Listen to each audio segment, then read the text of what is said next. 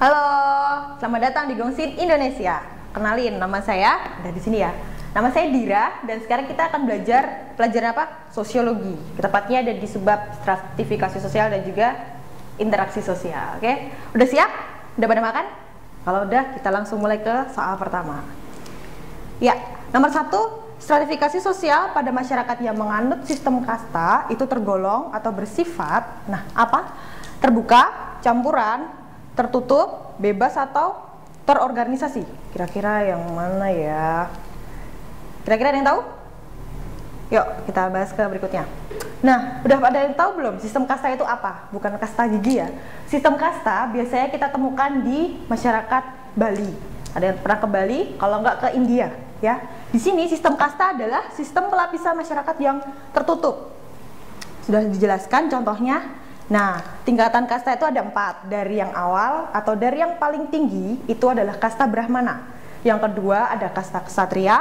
Yang ketiga ada kasta Waisya. Dan yang paling bawah atau yang biasanya disebut kelas paling bawah itu adalah kasta Sudra. Oke. Kenapa disebut kasta tertutup? Ada yang tahu?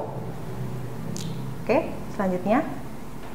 Stratifikasi sosial tertutup adalah pelapisan sosial yang di dalamnya itu masyarakatnya susah untuk mengadakan atau melakukan perubahan. Misalnya, yaitu tadi yang ada di India. Bentuk pelapisannya itu cenderung diskriminatif. Artinya orang yang ada di kasta bawah itu susah banget untuk melakukan perubahan menjadi orang di kasta atas. Misalnya kayak gitu. Nah, kenapa? Karena biasanya dipengaruhi oleh nilai-nilai yang masih dianut oleh masyarakat tertentu. Misalnya di India tadi, ada nilai-nilai yang menganggap bahwa kasta Brahmana nggak boleh nikah sama yang kasta Sudra, misalnya seperti itu. Nah, sistem pelapisan seperti ini yang menyebabkan mereka yang dari bawah susah untuk mobile atau istilahnya mengalami perubahan status dari kelas bawah ke kelas atas. Begitu juga kelas atas, dia tetap berada di kelas di mana dia memiliki status pada awalnya. Misalnya di kasta Brahmana, dia nggak mungkin dia turun atau mungkin melakukan perubahan menjadi rakyat jelata, seperti itu. Itu karena didominasi oleh nilai-nilai yang masih berkembang di masyarakat. Gitu. Jadi udah tahu? Udah jelas? Mungkin kita bisa lanjut ke soal berikutnya. Yang kedua ini kita ngomongin status juga, tapi beda sama yang tadi ya. Kalau tadi kita ngomongin kasta, sekarang kita lebih ke spesifik, ke status, macam-macam status maksudnya ya. Nomor 2 ini keberhasilan Pak Beni di bidang pembibitan tanaman pangan mendapat penghargaan Kalpataru dari pemerintah. Oke, status ini tergolong apa kira-kira? Ada ascript, achieve, assign, kemudian simbol status, atau mungkin ciri identitas. Ada yang pernah baca? Beda-bedanya di mana? Kira-kira apa ya? Oke, kita lanjut. Nah, dalam sosiologi, status individu itu dibagi menjadi 3. Oke. Tapi sebelum kita ngomongin macam-macam status ya, kita mungkin tanya-tanya dulu nih, sebenarnya status itu apa sih? Status single, status in a relationship, bukan seperti itu ya. Tapi lebih ke status kaitannya dengan peran nanti. Status itu adalah posisi, ya, kata kuncinya itu. Biar gampang ngapalinnya, status itu adalah posisi atau mungkin bisa jadi sesuatu yang melekat pada kita, oke? Yang melekat pada kita nantinya diwujudkan dalam bentuk peran. Peran itu apa? Peran adalah sesuatu atau tindakan, perilaku, tanggung jawab yang diharapkan oleh masyarakat terhadap kita, terhadap status yang kita miliki. Misalnya, statusnya apa? Katakanlah statusnya dokter. Dia diharapkan mampu memberikan penyembuhan atau mungkin resep atau mungkin ngobatin masyarakat ya. Harapannya kan seperti itu.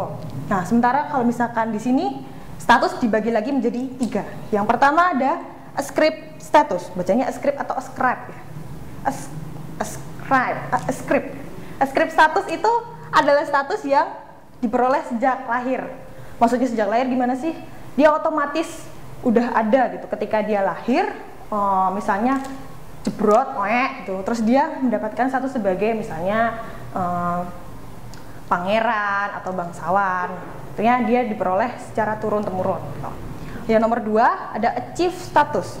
Achieve status itu kebanyakan yang kita lakukan ini, misalnya kamu pengen jadi dokter, kamu nggak mungkin nanti kamu kuliah di teknik mesin, misalnya kayak gitu. Ngapain orang-orang teknik mesin itu ngurusin pasien, jangan-jangan pasiennya jadi robot, bukan kayak gitu.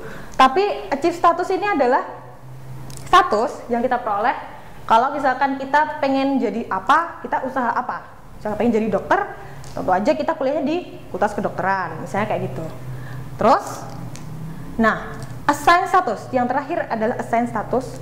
Itu adalah status yang diperoleh kalau kita melakukan jasa-jasa yang bermanfaat buat publik, buat masyarakat, buat orang banyak, nggak cuma buat kita. Artinya misalnya kita berjasa, ya aku udah ngambilin balon yang adiknya tadi itu terbang ke atas gitu, misalnya. Itu bukan jasa ya, itu bukan, katakanlah tergolong assign status. Itu cuma pengalaman, itu cuma sekedar cerita gitu. Kalau misalkan assign status itu penghargaan, artinya ada effort yang dia keluarkan untuk memperoleh status. Misalnya tadi Kalpataru, berarti kalau orang yang melakukan sesuatu kemudian dia berkontribusi, memiliki efek buat orang banyak, itu masuk ke assign status. Kayak contohnya tadi, pemerintah sampai ngasih penghargaan buat orang yang berhasil menemukan misalkan inovasi bibit tanaman pangan gitu, itu masuk ke it's assign status. Oke, udah jelas? Mungkin teman-teman bisa nyontohin yang lainnya lagi. Kalau misalkan a script itu contohnya apa, kemudian achieve contohnya apa, dan yang terakhir tadi assign status. Oke, udah jelas? Oke, kita lanjut soal berikutnya. Nah, ini masih ngomongin juga tentang stratifikasi sosial.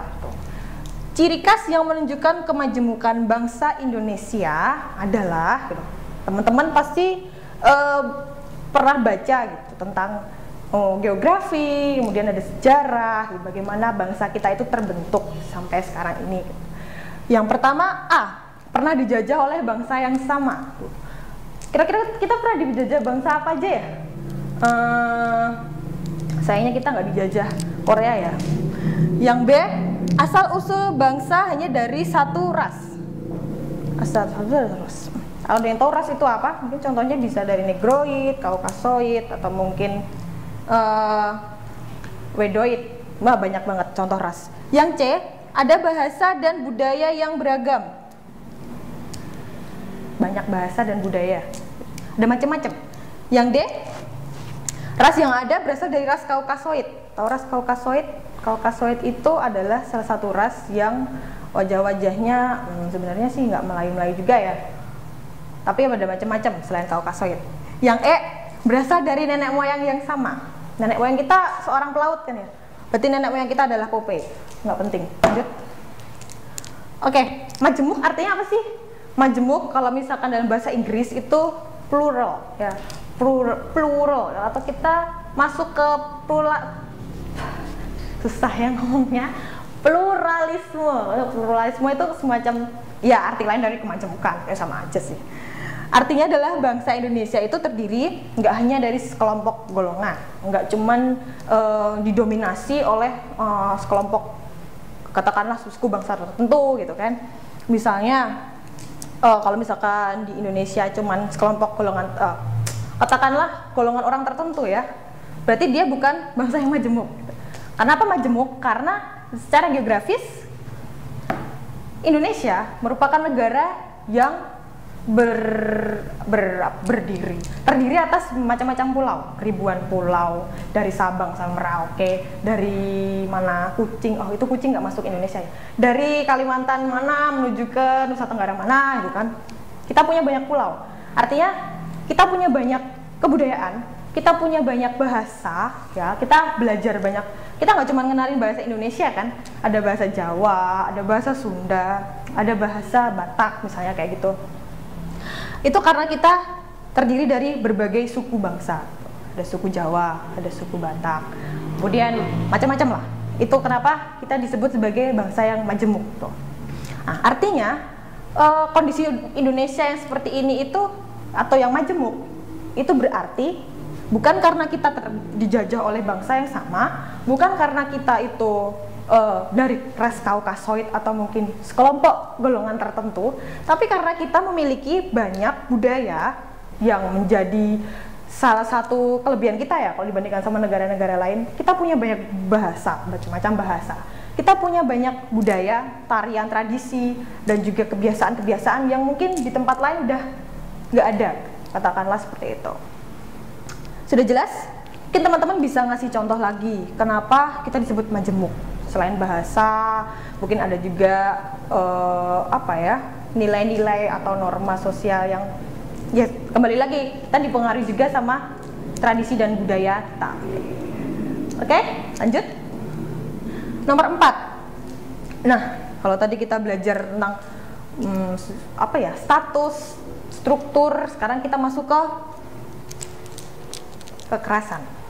Nomor 4 ini, pencemaran nama baik seseorang melalui fitnah dinamakan atau tergolong, bukan dinamakan ya. A. Kekerasan langsung. B. Kekerasan tidak langsung. C. Kejahatan, crime. Yang D. Tindakan asusila, jangan dipisah. Yang E. Diferensiasi. Oke. Maksudnya fitnah itu apa sih?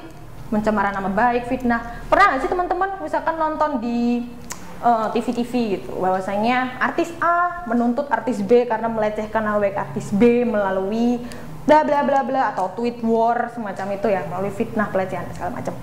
Nah, fitnah adalah mengatakan sesuatu yang tidak semestinya tentang orang lain. Misalnya, dia bau ketek, padahal dia sering mandi misalkan. Atau sebenarnya dia tuh nggak bau ketek tuh, cuman dia agak sedikit bau, cuman nggak bau. Nggak penting juga sih contohnya. Nah, itu tergolong apa? Kalau misalkan fitnah, itu kan verbal. Kita nggak melakukan kontak secara fisik, artinya seperti itu. Penjelasannya kayak gimana? Lanjut.